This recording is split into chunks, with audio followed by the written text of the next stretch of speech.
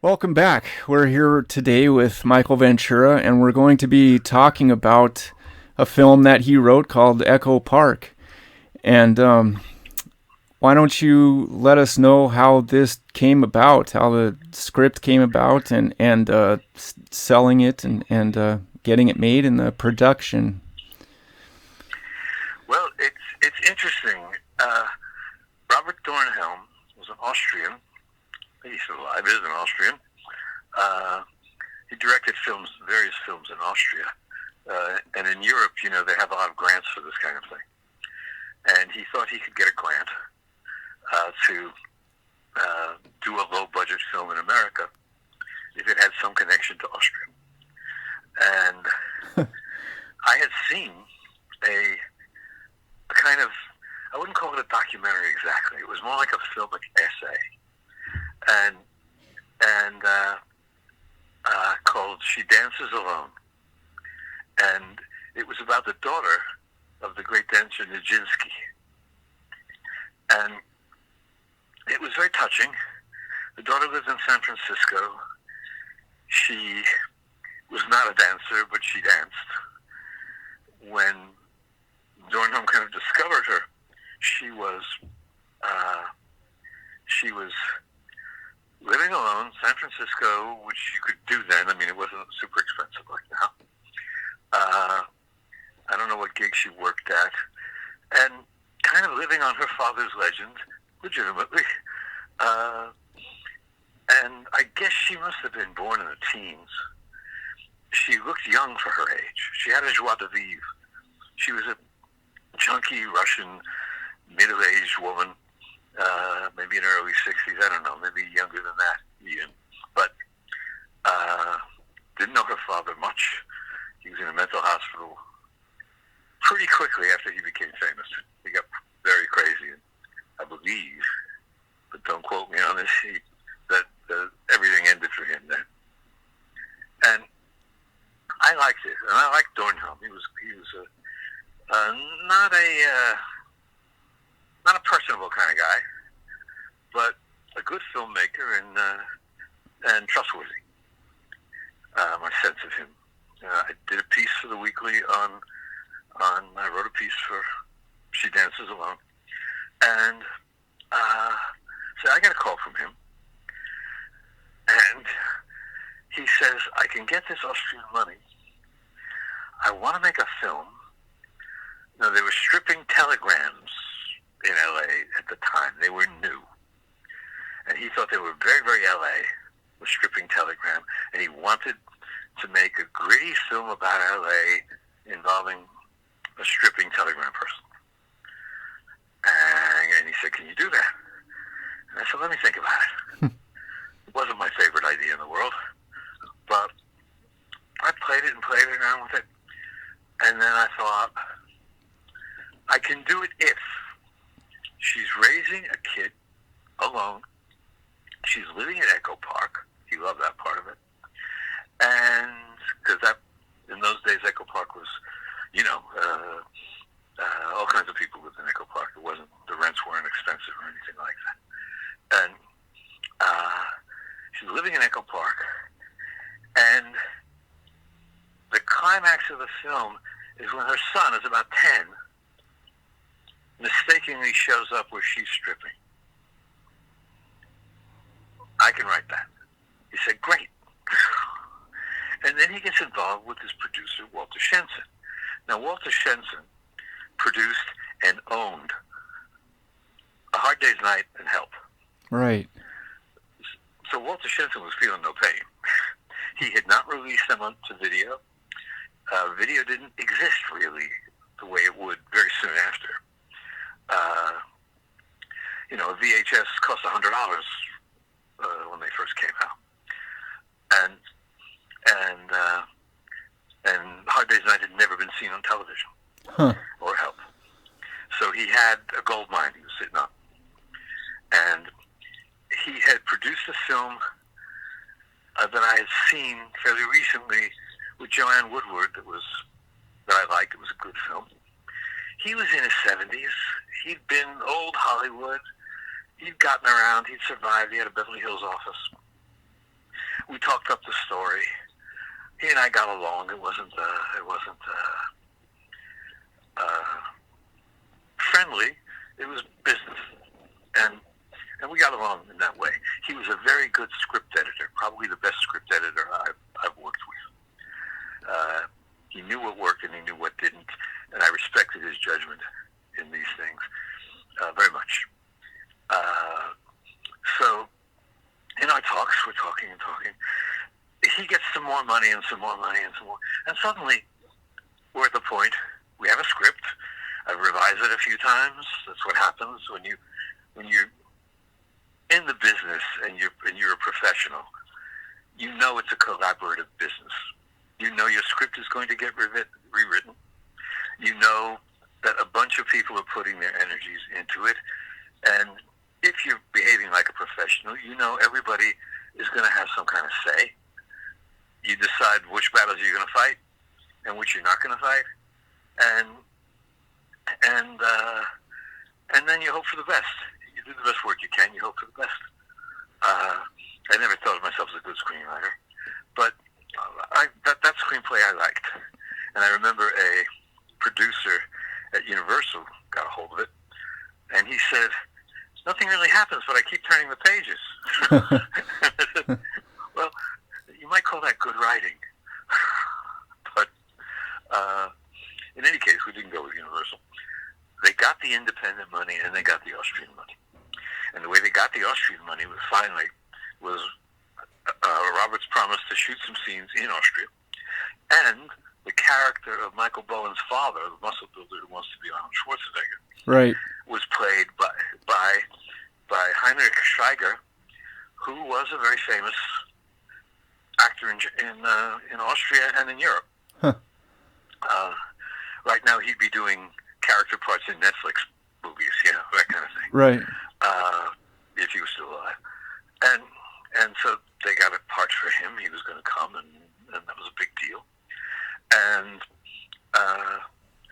so then Robert and Walter and I started casting, and then I was in on the film, and that's why it was such a gas. I was in on the film from the very beginning, and in on all the casting choices.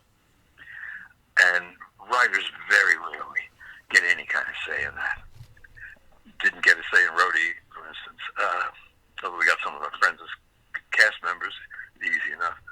But I was in the room. Usually I was reading the male lead, who was finally Tom Hulse. Yeah. Who nobody had heard of, but Amadeus had been shot and was hyped to be a really good film that was going to come out in the next December, hoping for Academy stuff. Well, and so Amadeus hadn't come out yet. No. It hadn't come out. Wow. Nobody had seen Tom Hulse. And he ends up winning Best Actor for Amadeus, right? I think he was nominated anyway. Yeah, maybe he was nominated, and then Ben Kingsley won that year, maybe. But right. Tom Hulse, just for anybody listening, if you can't place him, he played Beaver in Animal House, right? Yes. Right. Okay. Yeah, I think it was Beaver. Yeah. Okay. And he played Mozart and Amadeus. Right. And people expected him to become a star, and he basically disappeared. I don't know any story about that. I always thought that he had that Best Actor curse, and that's why we never saw him again. And that he was more of a play. People get nominated. He was more of a play actor. Get nominated. Sometimes that's the end of their career. Right. That's weird, but that's Hollywood. In any case, we didn't have Tom Hulse. We needed the character of May before we could really, because everybody else plays against her. And we interviewed, no exaggeration, at least 20 actors. Really? I remember they'd come to Shensen's office. Robert and Walter and I would be there. I'd read the male parts. Sometimes Robert would.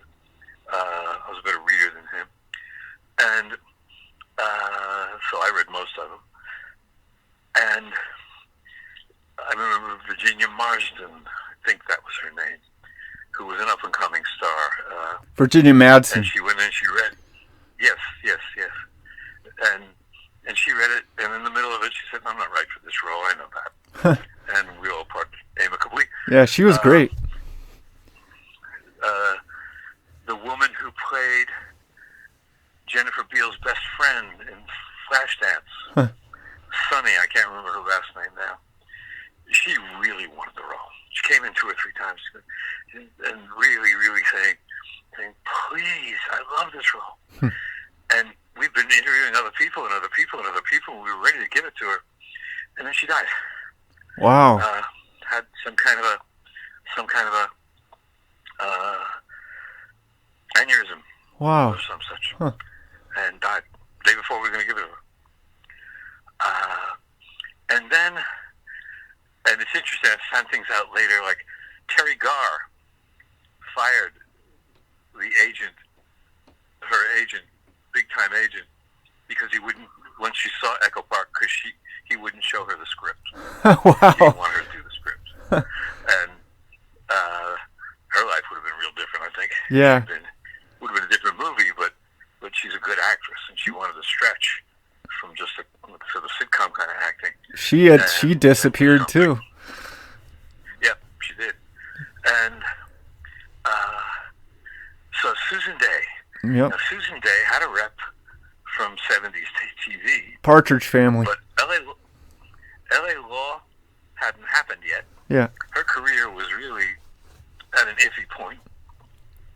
And she gets off the plane. Her agent hands her the script as she gets off the plane. She comes to the office. She's exhausted, but she's also made up. She's looking great,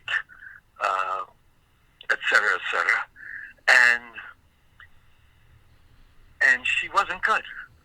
We were disappointed because she looked the part. She wasn't good. And we said, "We'll call you, blah, blah, blah," but she knew that it wasn't happening. 3 hours later, we get a call. Shenzel's office got a call. "Please let me read the screenplay again, please." Sure. We were desperate. And she comes in looking exactly like May, looking exactly the way she looked in the film. Hardly any makeup, that red pullover, just like that, talking like that. I read the part with her. And the three of us just looked at each other and said, "Finally, thank you." we have our May. And then the other casting fell into place. So it's rare for a writer to be in that position. And Tom Hulse and Michael Bowen, who played the Austrian so well, he had Austrian grandparents, but he played it too well because he had trouble getting cast after that. He's actually in the past 10 years I've seen him in a few things. He's actually made a pretty steady career for himself. Oh, that's great. On television. Yeah. And all 3 actors were hardworking, on the money, and this is something else you don't often get as a writer. When Robert would be shooting a scene, and he said, "Let's cut that speech." And Tom and Susan said versions of, "I'm doing the script because of the speeches. This is why I'm interested in the script. We're not going to cut this." And, that's writer's heaven. Thank you. There were a couple of scenes that I really wanted in there when the boy is running and he sees a coyote and they just stare at each other. But the coyote was more like a pussycat, and Dornhelm, it was too kind of mystical a scene for Dornhelm. It didn't work. Yeah.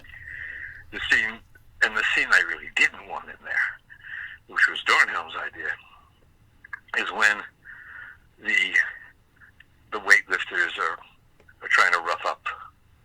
I don't know. It was Tom Hulse or it was Michael Bowen or whatever, and one of them gets carried away. No, the bikers are trying to rough up our characters, and one of the bikers gets carried away by Michael Bowen's weightlifter friends. The problem with that was it was a real biker, and the fight was real. Really? Wow.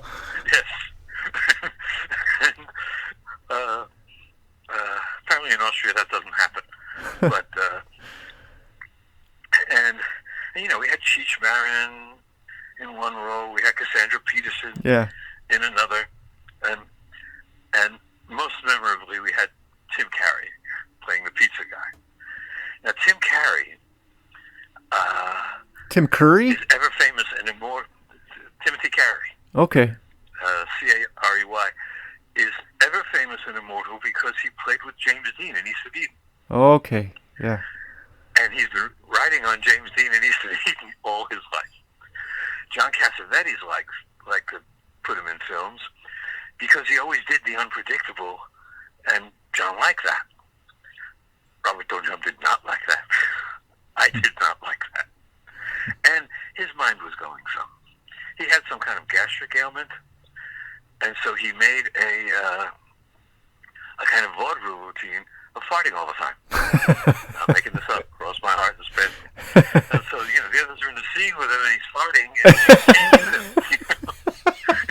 takes forever to do the scene. In the meantime, he screws up my dialogue. I gave the pizza guy some nice dialogue. He was the philosopher of the whole thing. And so it was a trial, but it worked on the screen. And by that time, I wasn't as sensitive as I was in Roni. I'd been in the business a few years, and I realized I was lucky to have this film, lucky to be working with such people.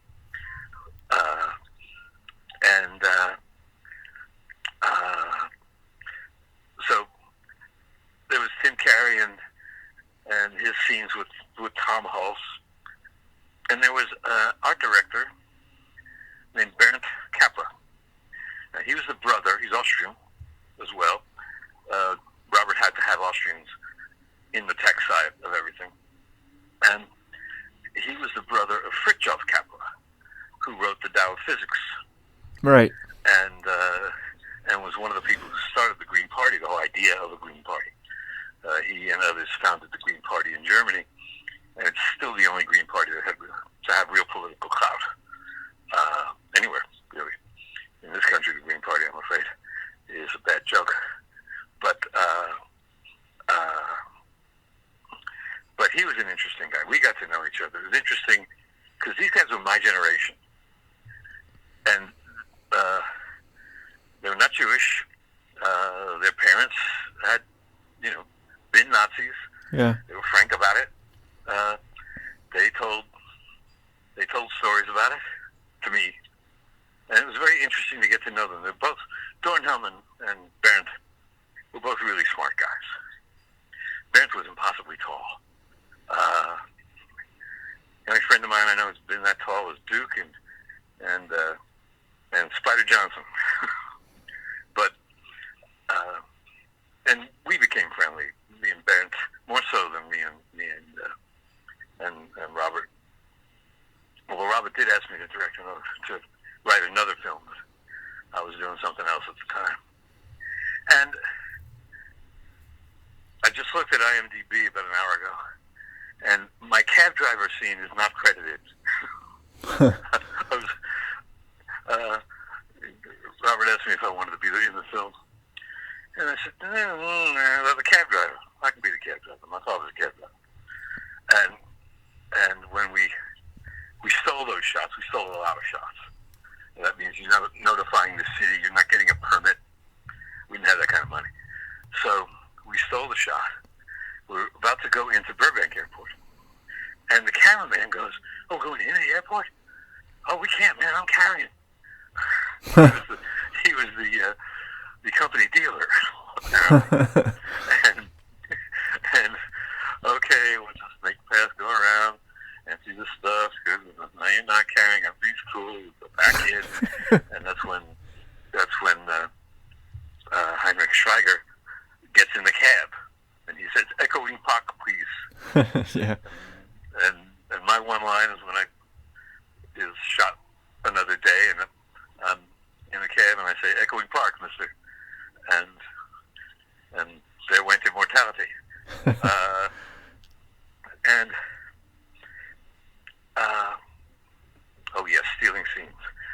were nearing the end. The kid was great. He was very responsive. He didn't get babied or pampered or anything like that. He was a pro. He was a little pro. And everything was done properly with the kid until the final climactic scene. He's delivering pizzas with Tom Hulse, because Tom becomes kind of his babysitter while his mother is out stripping at parties and delivering stripograms. And Tom, the climax of the film, it doesn't kill the film to know the climax of it. It's a good story. He delivers pizza where she's stripping. The kid sees his mother, what his mother's doing for a living. He freaks out and runs off into the city, and nobody can find him. When he runs off into the city, that's when the coyote stares at him. And May, of course, Susan Day, and Tom are running after him. And it's downtown L.A., funky, and we don't have permits, and there are no cops. And Susan Day is running in her underwear through these alleys. And those aren't actors in those alleys. Right. It was Skid Row. Those are the real deal. And several of us are standing around with baseball bats in case there's trouble. And it turned out there wasn't trouble, but, we were there all night shooting that stuff. And you're there with a baseball bat. If somebody goes after Susan, you got to go in there. That was one of the more interesting evenings I've had in the film business. Yeah. And the scenes worked. That worked. Susan running through and then finding the kid and all that. And coming back and the tagline, which, sometimes a writer's in love with a bit. I was in love with that one. The whole thing of, Papa, what are you doing in America? And his father slaps him and says, what are you doing in America? Yeah. And that's it. In the final print, because Robert had to shoot something in Austria, you see kind of a dream sequence of Tom and Susan and Michael in the Austrian Alps, kind of a take on the sound of music, although they were in Switzerland, I think. But the picture really ends on that line. That's when credits roll and stuff. And it came out to decent reviews. It was what they used to call a nice little picture. Right. I showed it to Cassavetes, who was totally bored. Really? But I expected him to be. Yeah.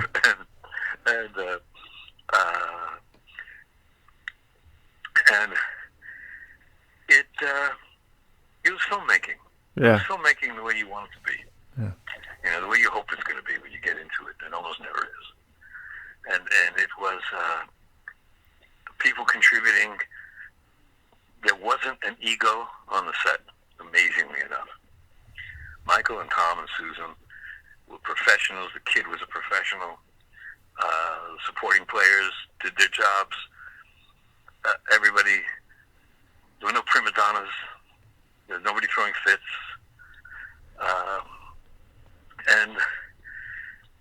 And it was, low rent. But low rent for Hollywood was a good paycheck for me. Yeah. And I got the reputation of a guy who can work fast, give you good dialogue, and keeps his mouth shut. And that, even after I stopped having an agent, which was around 1990, that rep got me work with good producers who needed fast rewrites, and it was guild work. It was I worked enough straight ahead Writers Guild jobs to get a Writers Guild pension and Writers Guild lifelong medical care for myself and Jasmine. And you have to work a lot to do that. If you go like 2 or 3 years without writing a script, you start from the beginning again, amassing up the time. And I never did.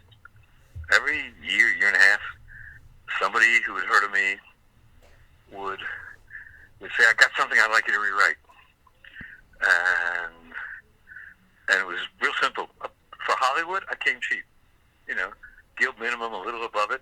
But that was like $30,000. Come on. Yeah. I was also working the weekly. Yeah. 2-3 weeks work, $30,000. I did not feel exploited.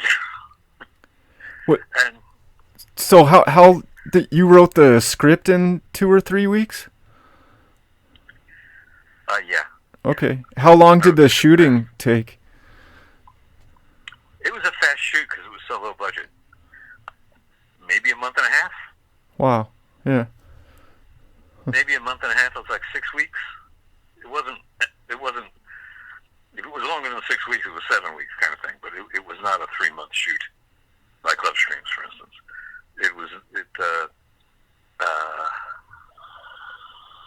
It had to be on budget, and you had Walter Shenson, counting the pennies, and there was no conflict about that. Everybody just wanted to make this film once they got involved in it, and everybody was being paid guild minimum or a little above. People were working, and it turned Susan Day's career around. Yeah. She got L.A. Law shortly after that, Right. and was in that for some time. So that's it was one of those rare film projects where you walked away without a grudge against anybody.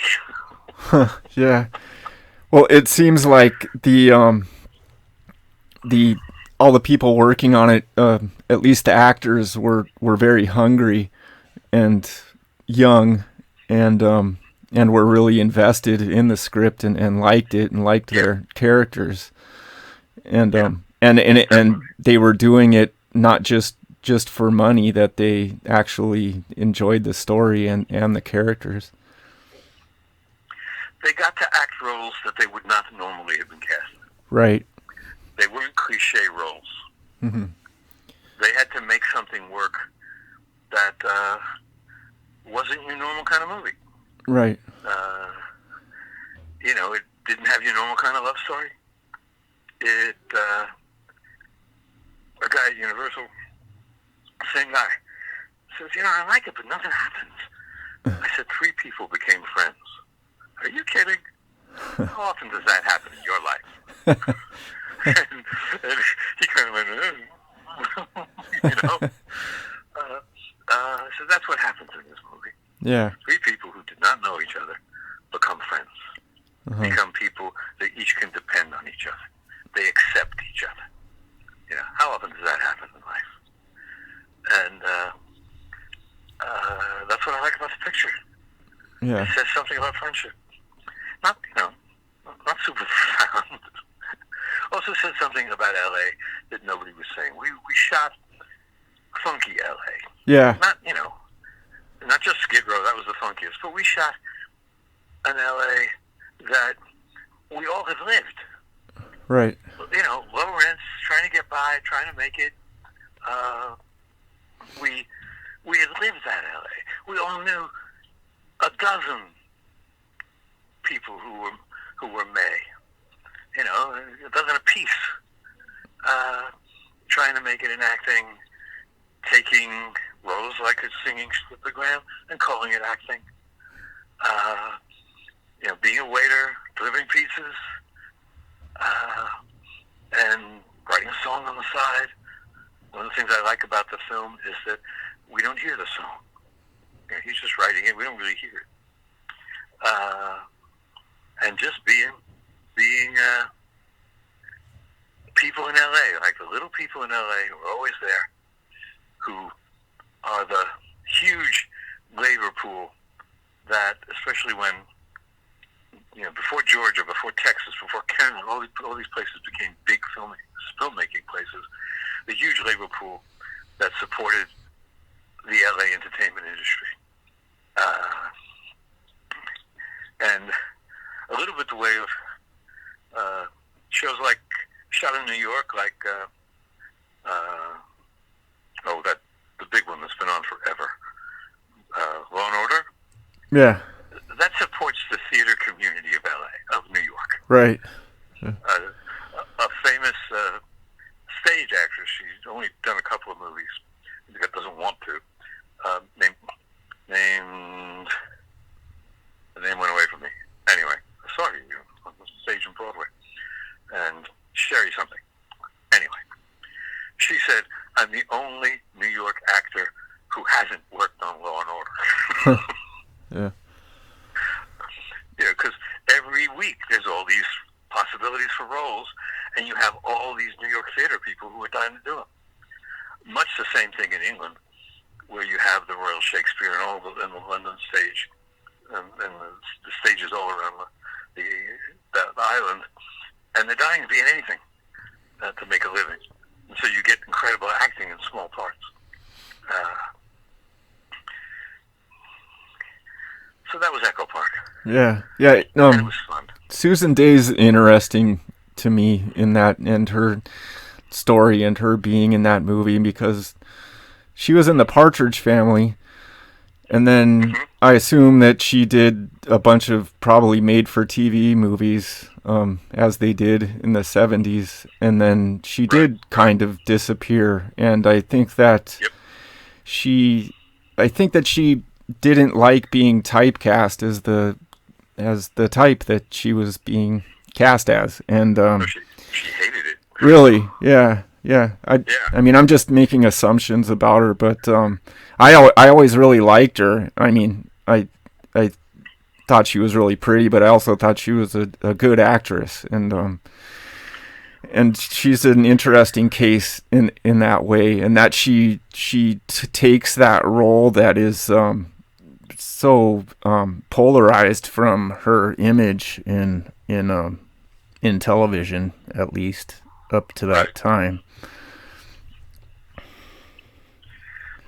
Yeah, she threw herself into it. She was able to use parts of herself that hadn't been seen before, and that's what an actor really, really wants in a role. Yeah. You see me this way, see me that way, and often the public doesn't want to see them in any other way. And there are actors who break that mold, like Sean Connery. Yeah. He was bombed, and then he could play anything. Yeah. We've seen him in a dozen movies where he's always good. Mm-hmm. Or James Garner, or Clint Eastwood. They have their repertoire of kinds of characters they can play that are not stamped with just one thing. But not many actors get away with it. Yeah. Did you ever see a movie called The Offense with Sean Connery? No. I think it was the first movie. I've never heard of a movie called The Offense. Yeah, you should really see it. But I think it was the first movie he made after doing Bond and before Zardoz, and he's a Scottish policeman, and he's hunting down a child killer in Scotland, and it's really gritty, and it's really shows the street side of Scotland, and he turns out to be a really abusive cop, but then in the end he turns out to be the child killer, and oh wow, and it's a really intense movie, and it really, I mean, it's the opposite of Bond, right, and it's a great movie that nobody ever talks about it, and it really goes untalked about. But yeah, I just wondered if you had seen that. If you get a chance, no, that was great. You should see it. Yeah, that was very gutsy of him, man. Yeah, that kind of thing can end a career. Well, Zardoz was gutsy too. One of my favorite movies, but yeah, I think that was pretty risky thing for him to do as well. But yeah, so what was the how did Echo Park end up being distributed? How many theaters was it shown at? It was very undistributed. That didn't have a studio behind it. It showed in the cities. It eventually made back a little bit of money that it cost compared to usual what films usually do, and then it disappeared totally. I never saw a royalty, and I would imagine it bounced from company to company to company. You know, these companies are buying each other. They see how many films this company A made, and company B buys it and sees what they can distribute. And I finally went to the Writers Guild and said, is this showing anywhere? I should be getting some royalties. I know I'm not going to get a fortune, but something. And about 2 years later, no kidding, 2 years later, I get a document from the Writers Guild that covered where it's shown, how much money I was owed, and they were getting, Walter Shenton's dead by now, they were getting his estate to pay this, and who owns it now. And then, must be about 15 years ago, a big company bought it, because with cable all over the world, there's a market for anything. You need something at 2 a.m. Somebody's going to turn on the TV. Yeah. You want something on there. And it's been played pretty steadily, and I think it's been dubbed into various languages like they do. And about once a year, I get a check, usually a modest check, 50, 75, 80 bucks. Half of it goes to Jam, because that's right. That's California. Yeah. And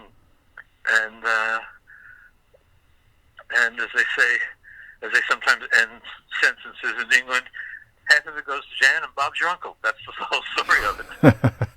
Yeah.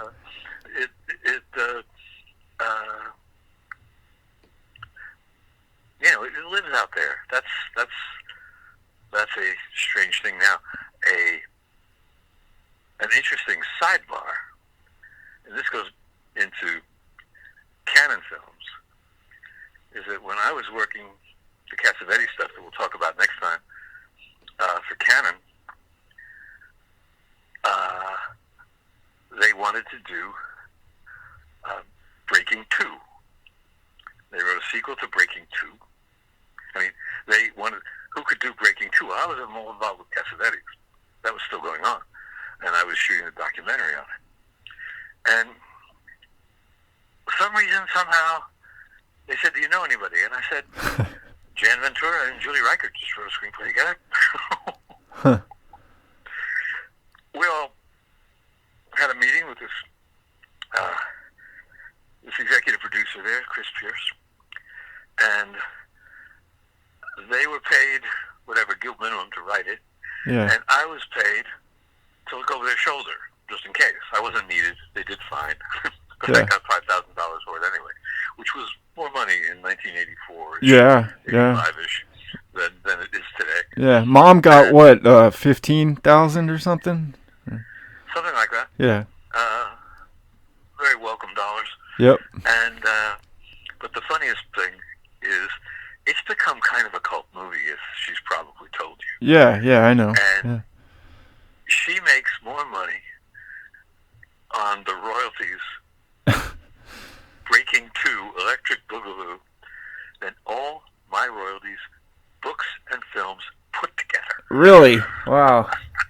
Yes. God bless her. And when she thinks of it, she sends me a check. Yeah, that's funny. But What? they have screenings, the midnight screenings kind of thing. I mean, it's really a cult film. Yeah. Was Echo Park, did any cable station ever pick it up? Nope. Wow. You'd think it would have been shown on Z Channel or something, but no. It might have shown on Z Channel. Yeah.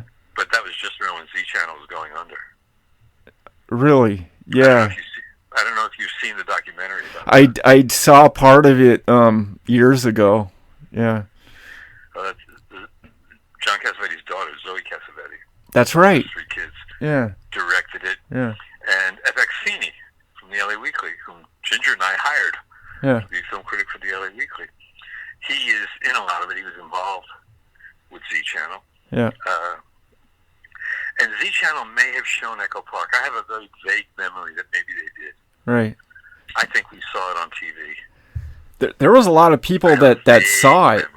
Yeah, there was a lot of people that I know that weren't involved in any way in film that saw it, like friends of mine as a teenager and in my 20s, that surprised me that they had seen it, and every one of them really liked it a lot, and they remembered it. People, yeah, who've seen it. I remember remember the Palomino Club? Yeah, for sure. We saw Jerry Lee Lewis there. I went to the Palomino Club because Delbert McQueen was playing. Yeah. And a very lovely woman comes up to me. I was single at the time, thank God. And says, "You wrote Echo Park, didn't you? You're Michael Ventura." Really? And I said, "Yeah." And she said, "That's why I moved to L.A. What? Because of Echo Park." Wow. Yes, that's what she said.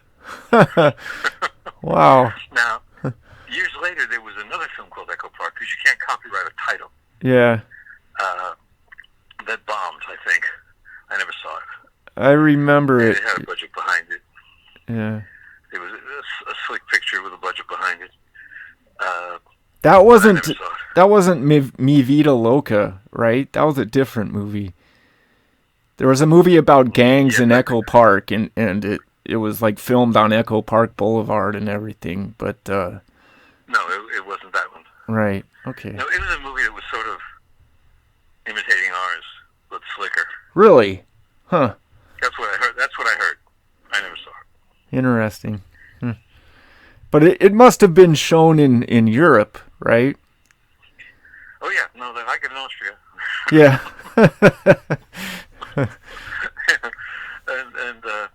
and it's in America, it's in LA, that they don't see.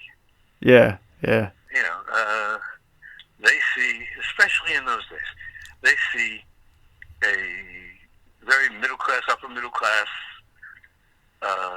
non-funky LA, glamorous, all that stuff.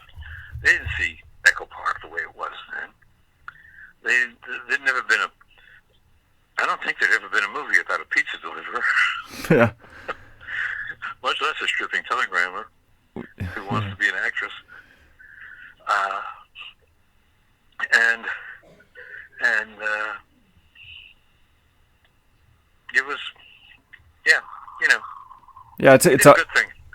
It's a hard genre to place, and like we were talking about when we talked about Rhodey, and we talked about those kind of American realism movies that all kind of came out around that late 70s, early 80s time. It kind of fits into that and shows a side of LA or a side of America that isn't usually shown. You know, it's like Rumblefish kind of does too. Right. You know, nobody's gonna make a movie about Tulsa, you know, but yeah, it's an interesting.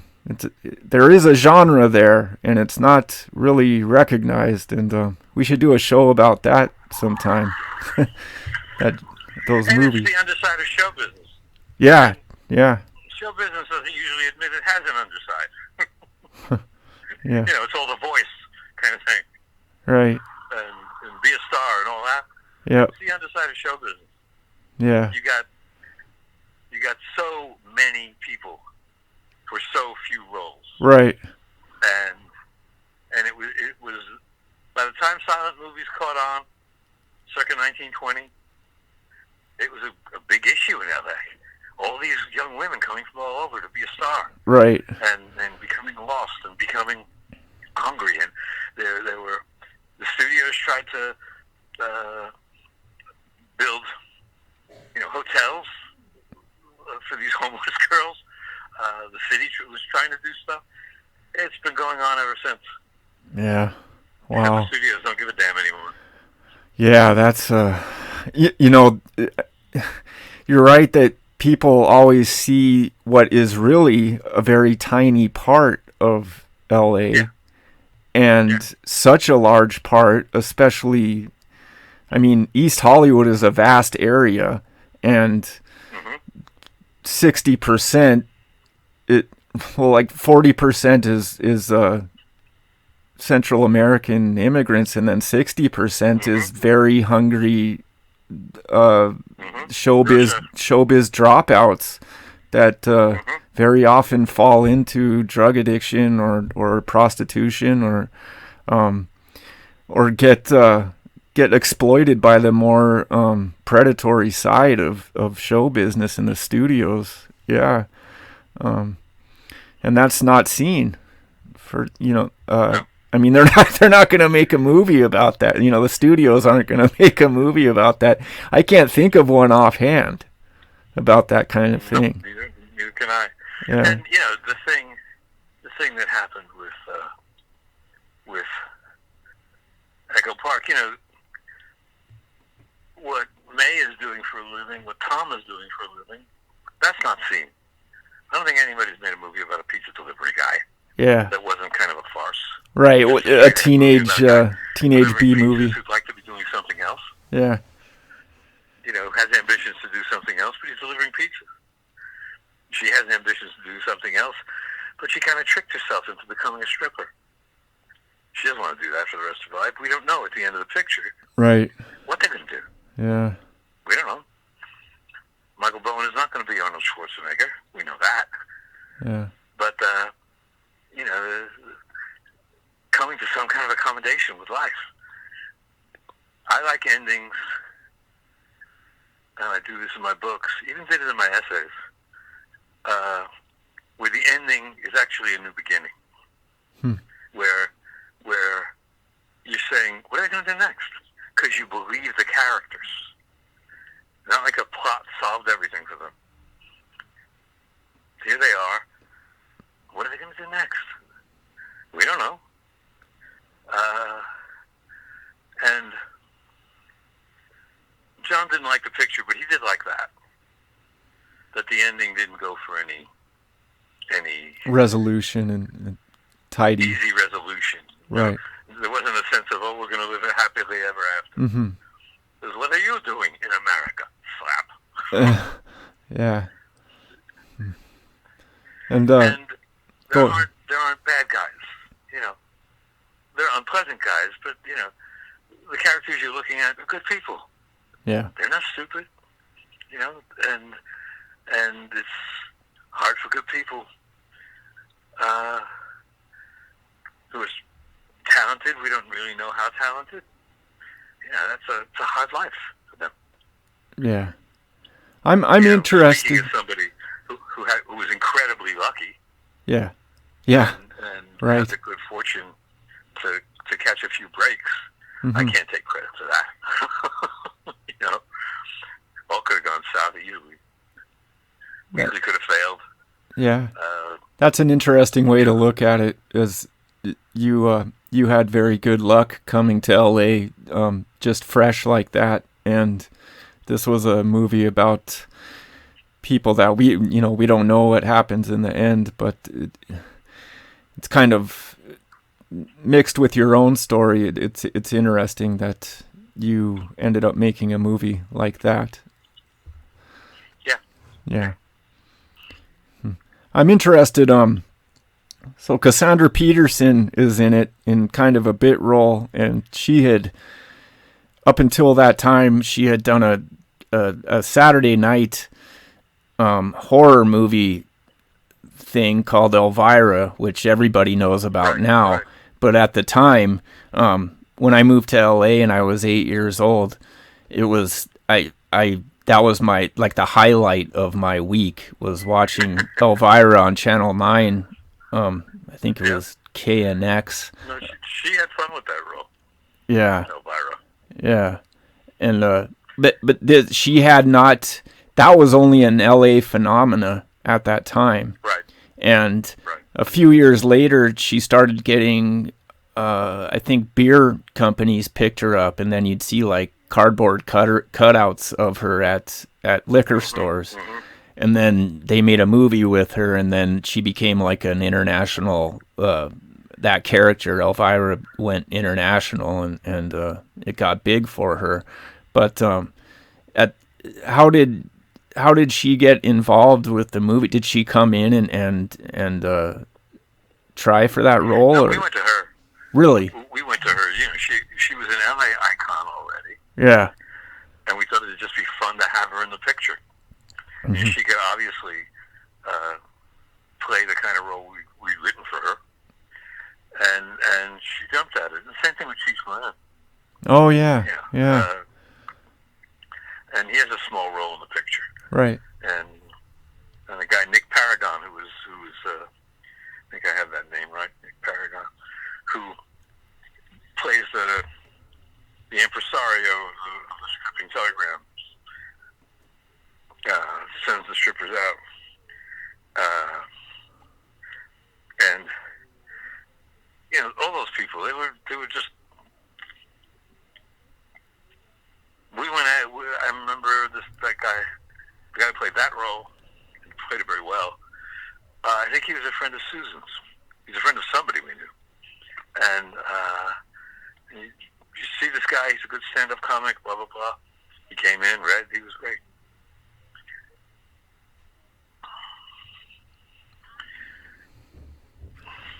Yeah, it's a good film. And did it come out on VHS after that? Soon after it showed, or? It did. It came and went. And it took forever to get on DVD. I have a copy, but it took forever for that to happen. Years and years. Yeah. I'm interested too. Shenson, you know, his company was bought, and then that company was bought, and all this kind of thing. Yeah. Now you ended up working with. Didn't you end up working on something with Sterling Silliphant after that? We were going to. Yeah. But I'm just asking because he wrote. Never got started. He did Hard Day's Night, which you said Shenson was involved with. Is that how you met him? Met who? Sterling Silliphant? No, I met him because Nick at Night, remember they revived Route 66. Oh, right. It had been on TV for 20 years, more than 20 years. Yeah. And they revived it. That's when we got a VCR and taped it. All 100 and something episodes. That's right. Yeah. And, you know, it was playing every day. We watched it every day. And I interviewed Sterling. And then, I don't know if we became friends. But he'd invite me to parties. Invite Jan and I to parties. And he had things in mind. He was always working on several projects at the time. So we talked about maybe doing something. Yeah. And that never happened. And then the poor guy, people lose their minds in their 70s sometimes. He became obsessed with staying virile. Is a nice way to put it. Okay. And went to Thailand. Oh, no. Where prostitution is a major industry. Yeah. And died there. Huh. I was told that he was ill, and I sent him a telegram. Remember those? Yeah, yeah. I sent him a telegram that his son read to him on his deathbed. Really? Wow. Saying how his writing for Route 66 had influenced me and really had shaped my life, because I saw that in high school and I thought, that's what I want to do. Yeah. I want to go around the country, work odd jobs, and write, and meet beautiful, crazy women. So that's what I did. Yeah. One way of putting it. Yeah. Yeah, I when you bring up Route 66, the other day I decided I would watch an episode of The Fugitive because I had never watched it before, and just thought I would try it out. And I realized that there was a couple of shows like that at that time where the premise was somebody, for whatever reason, traveling around America, and that would be the premise of the show, and they would get involved in different hijinks in each place. and Yep. that's it's a genre. I don't know if there's a name for it. But. Well, Route 66, and I've written about this. Route 66 is also now can be used as a sociological document. Oh, definitely, because yeah. It was filmed on location, all over the country. It was filmed on location. They rarely did an interior in a studio. Those interiors are hotel rooms, wow. apartments. Yeah. It was shot in black and white, which means there's a lot you can do that you can't do in color. You have more flexibility. And Howard Rodman, who was the story editor, I met him, and we talked. This was in the 80s.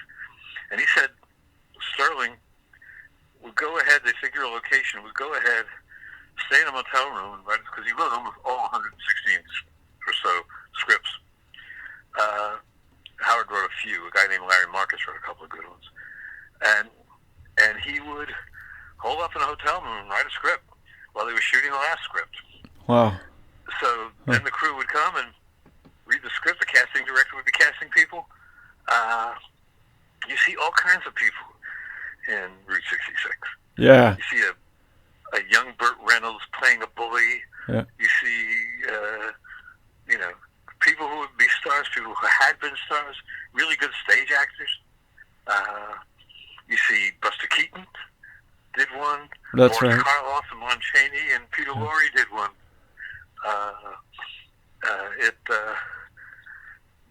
It had a huge influence on me. Yeah. It showed me another way to live. Yeah. I believed it. And every once in a while in my life, I sit back and go, Sterling Silverman was right. Yeah. It's a very interesting show because in the vein of what we were talking about, it shows a side of America that wasn't being shown at all, and I didn't know that they were actually filming it in each different location. That's really interesting. And I watched an episode a couple of years ago that I didn't forget because it was so weird. There's a couple of episodes that are so, just the plot is so bizarre. And it was, I could tell it was filmed in somewhere around Elysian Park or Echo Park, or kind of on the edge of East LA, and it's like a guy that's living in an apartment there, and every day he sees this woman sitting at a bus stop across the street, and he's kind of obsessed with her. And I don't remember much of the rest of the plot, but it really was kind of on the edge of a Twilight Zone type plot in a way. And I think I remember the title, Most Vanquished, Most Victorious. Huh, yeah, maybe, yeah. It was shot in East LA. Really? Yeah, then I recognized it correctly.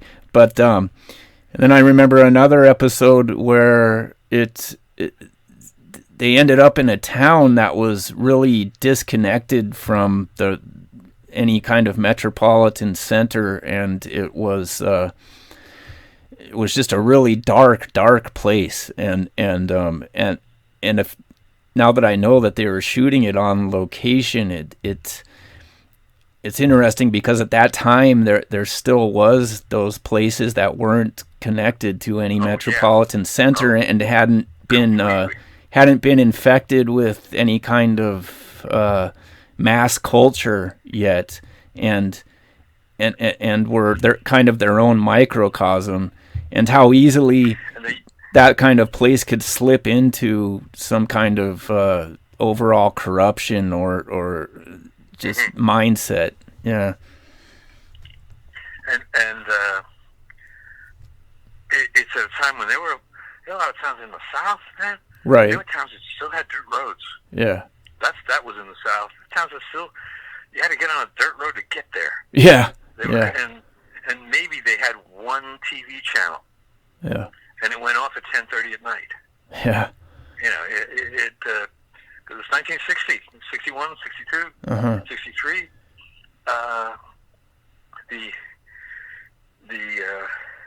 Hell, when I got to Texas in 72, and we were living in Clarendon, me and Butch Hancock and Jeanette Norman, and they only got 2 TV stations, and that was 72. And there was a black section of town that we didn't even know about. It was literally across the tracks. Yeah. And everything was totally segregated. 72. Right. Yeah. You know that they had an epic. Trouble there. You needed to know some local people. Yeah. If you didn't know some local people, you could get into big trouble. Yeah. Right. Yeah. The whole consolidation of and communication between law enforcement is another thing that didn't exist. So you're dealing with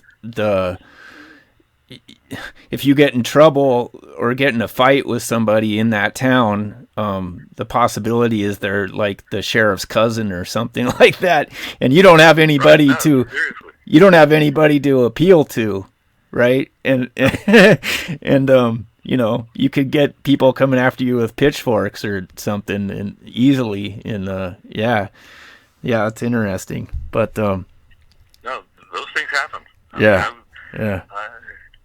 I remember there's a town called McLean, and this is 74, summer 74, near Clarendon, in West Texas. I mean, it took you an hour to drive there. That was near.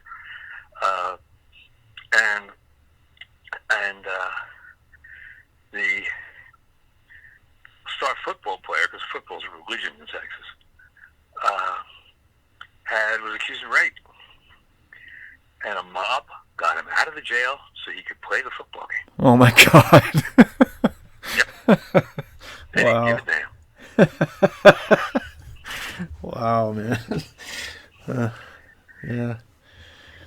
Yeah, there was an episode of that they never showed, I guess, of Route 66 called To Kill a King, that they were supposed to show the week the week after JFK was killed, right? Yeah, that didn't air until 20 years later. Wow. Huh. Yeah, that's interesting. Yeah. Well, all right. You want to end there? We can end there. Okay. All right. That was a great one. We're going to LA again next Sunday, but I'll get in touch with you during not this week, but the following week, and we'll see what's going on. Okay. All right. Great. Okay.